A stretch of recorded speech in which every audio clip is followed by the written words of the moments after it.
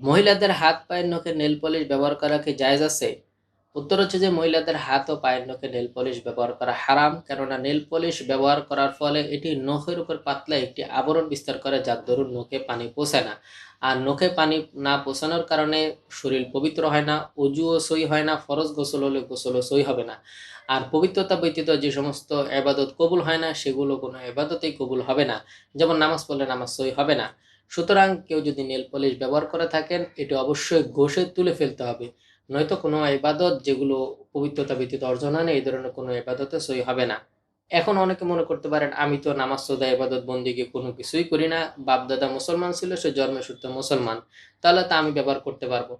উত্তর হচ্ছে ফরজ ইবাদতের ক্ষেত্রে বাধা প্রদান করে এমন কোনো কাজ করাও হারাম তথা কবিরা গুনাহ। যেহেতু এটি লাগানোর ফলে শরীর অপবিত্র হলে পবিত্রতা অর্জন হচ্ছে না, অজুর ক্ষেত্রে বাধা প্রদান করতেছে, গোসলের ক্ষেত্রে বাধা প্রদান করতেছে, যার কারণে নামাজের ক্ষেত্রে এটি বাধা প্রদান করতেছে। সুতরাং এটি সর্বাবস্থায় ব্যবহার করা সকলের জন্যই হারাম।